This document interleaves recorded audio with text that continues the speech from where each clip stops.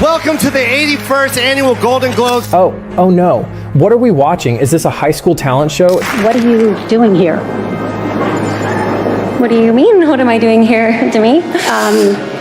This is my week. Is this a corporate Zoom call? To Andra Day. Nope. This is the Golden Globes. Yes, the Golden Globes. The same awards show that once gave us legendary, unpredictable moments, Hollywood glamour, and, dare I say it, actual prestige. And now we get this. But wait, how did we get here? How did a once celebrated awards show, known for its spontaneity and genuine star power, become a hollow spectacle of forced celebrity interactions and questionable nominations? How did the Golden Globes go from being the cool, slightly tipsy cousin of the Oscars to an embarrassing, overproduced TikTok live stream with zero credibility? Buckle up, because this is the story of how one of Hollywood's biggest nights crashed and burned. Once upon a time, the Golden Globes were the event of the season. Started in 1944 by the Hollywood Foreign Press Association, yes, a group of journalists, not industry insiders, the Globes quickly became known as the fun awards show. Less stuffy than the Oscars, more inclusive than the SAG Awards, and with just the right amount of chaos. And let's be real, the Globes were never about pure artistic merit. They were about the spectacle. Don't use it as a platform to make a political speech. The A-list stars, the wild table settings with unlimited champagne, the totally unpredictable wins. The Golden Globes were Hollywood's one night to party. It was the awards show where anything could happen. You might see an underdog win big. You might see an A-lister get tipsy and deliver the greatest speech of their career. You might even see a host roast the entire industry to their faces and somehow get invited back next year. Anything. You know nothing about the real world. Most of you spent less time in school than Greta Thunberg. It was a night where Hollywood wasn't just polished and perfect, it was fun, loose, unfiltered. You could see genuine reactions, unplanned moments, and celebrities being, well, human. And that was the magic of it. But then something changed, and not in a good way. The first cracks in the Golden Globes' perfect champagne-soaked facade. I feel bad about that joke. No, I'll tell you why. They were subtle at first. Maybe a weird nomination here, a questionable winner there. But then people started noticing a pattern. It started with eyebrow-raising nominations. Remember The Tourist? Yeah, neither do we. But somehow it got nominated for Best Comedy or Musical. A movie that was neither a comedy nor a musical. The only thing funny about it was the nomination itself. Then came The Martian, a sci-fi drama about an astronaut stranded on Mars winning Best Comedy, because nothing says hilarious like existential isolation in space. But weird nominations happen, right? Maybe just an oversight, except it kept happening. Then came the bizarre out-of-nowhere wins. It was as if the HFPA spun a giant wheel of randomness and decided, yeah, that'll do. The winners started making less and less sense. When even the winners themselves look confused on stage, you know something's off. And let's not forget the who even voted for this moments. The Golden Globes started handing out trophies like Oprah giving away cars. You get a globe, and you get a globe, and you, who even are you? You get one too. People started asking, wait, who actually votes for this? That's when the mystery deepened. The Hollywood Foreign Press Association, this elite exclusive club, turned out to be a group of just 90 international journalists. And by journalists, we don't mean Pulitzer Prize winning reporters, more like entertainment writers, freelancers, and a few people whose credentials seemed questionable at best. This wasn't a prestigious panel of cinematic experts. It was a tiny, obscure club that somehow had the power to make or break careers. And then came the whispers, the rumors of backroom deals, schmoozing, and something far worse than just bad taste.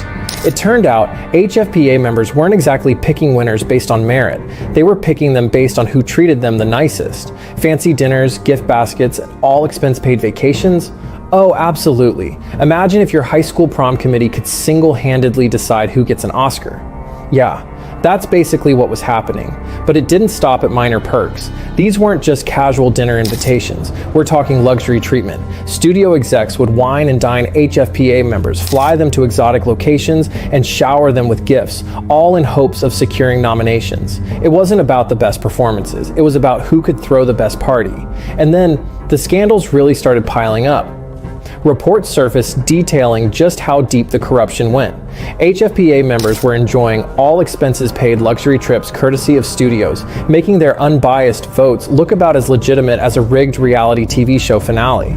And then came the revelation that rocked Hollywood. The HFPA had no black members. None. The Hollywood Foreign Press Association is made up of around 90 international no-black journalists. Not until 2021. In an industry that prides itself on progress and inclusion, this was a PR disaster waiting to happen. And happen it did. The fallout was swift. Major studios distanced themselves. Celebrities refused to show up.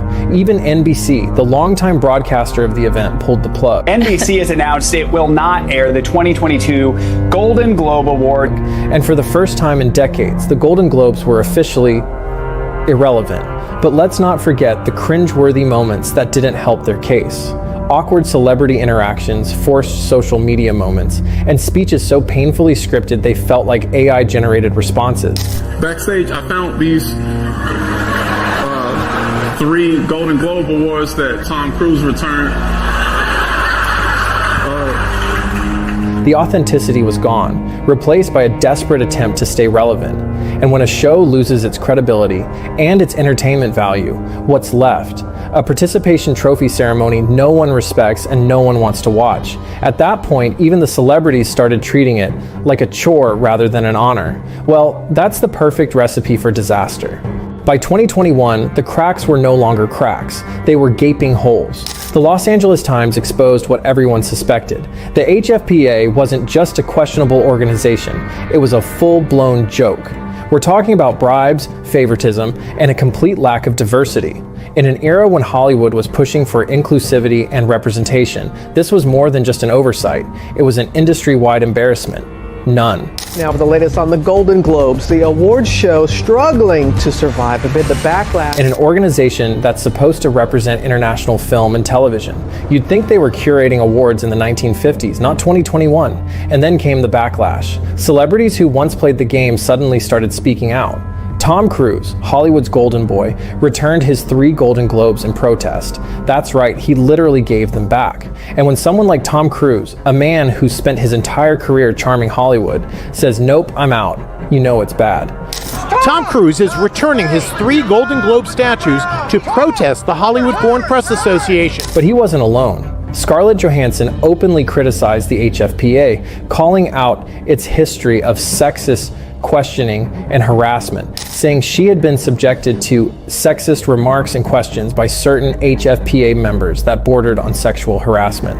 And then there's Mark Ruffalo, who won a Golden Globe that very year but publicly stated he couldn't feel proud of the award given the organization's deep-rooted issues.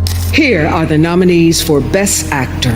And perhaps the most damning of all, Brendan Fraser!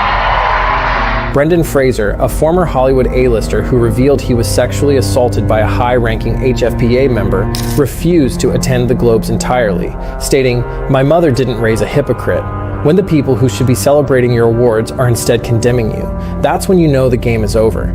NBC, the network that had aired the ceremony for years, took one look at the chaos and said, "Yeah, we're good," pulling the plug on the 2022 broadcast. NBC has announced it will not air the 2022 Golden Globe Awards, saying that the organization... The Golden Globes, for the first time in years, were completely off the air. No red carpet, no awkward speeches, just silence. A whole ceremony happened and nobody even saw it. And honestly, no one seemed to care. But let's rewind a little.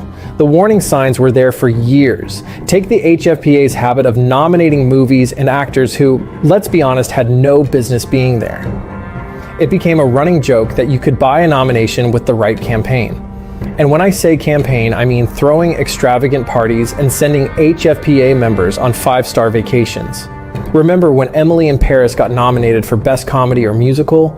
And not just any nomination, one that felt so blatantly out of place that even the show's own writers were confused, because nothing says award-worthy, like influencer cliches and baguette stereotypes.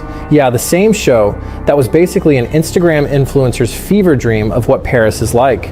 Well, turns out some HFPA members got treated to an all-expenses-paid trip to Paris, complete with luxury accommodations and a lavish set visit. And then, what do you know, Emily in Paris ends up with a nomination. Shocking, truly. So what happens when an awards show loses all credibility? Well, for starters, nobody takes it seriously anymore. The Golden Globes went from must-watch TV to an awkward relic, like finding an old MySpace page full of cringy selfies. The winners, no longer a career-defining moment, but just another press release lost in the noise. And the ratings? Oh boy. The 2023 broadcast was basically a ghost town. More people probably watched a random Twitch stream of someone assembling IKEA furniture. No one watched. No one tweeted. The memes? Barely there. And let's be honest, if an event doesn't generate memes in 2024, did it even happen? Meanwhile, the industry has moved on. Other awards shows, like the Critics' Choice Awards and SAG Awards, have started filling the void. And the Golden Globes, they're like that one high school reunion where nobody shows up because the popular kids got canceled. And the ceremony itself, it feels off. The fun, the chaos, the unpredictability, gone. What's left is a desperate attempt to recapture relevance, but with all the soul sucked out. It's like when your favorite TV show goes on for too many seasons and loses what made it great in the first place. At this point, the Golden Globes are the Walking Dead of awards shows. Once revolutionary, now dragging itself forward long past its expiration date, with fewer and fewer people tuning in each year. And let's talk about the speeches. Once upon a time, the Golden Globes were known for their iconic unfiltered moments. Drunk celebrities saying whatever they wanted. I'm feeling a little... My wife and I did a shot of tequila with Mario Lopez. Ricky Gervais roasting the entire industry to their faces. But now, everything feels scripted, sanitized, boring. It's like watching a corporate PowerPoint presentation, but with more sequins. But the real death blow, the public just doesn't care anymore. The Golden Globes were always the fun awards show because they didn't take themselves too seriously. But when people realized the whole thing was basically a rigged popularity contest, it stopped being fun. And once you lose the fun factor, what's the point? So, can the Golden Globes be saved? Well, maybe, but it would take a complete reinvention, a total purge of the old system, more transparency, more credibility, and, let's be real, less corporate nonsense. First, they'd need to completely overhaul the HFPA. More diverse membership, real film critics, and people who actually care about the craft rather than just the perks. Second, they need to embrace the chaos again. Let celebrities be weird. Let the speeches be real. Let the hosts say what they actually think. Bring back the unpredictability that made the Globes worth watching in the first place. But here's the real question. Do we even need the Golden Globes anymore? Hollywood has changed. The way we consume entertainment has changed. Maybe this is just the natural order of things. Maybe the Golden Globes were never meant to last forever. Or maybe, just maybe, it's time for a new awards show.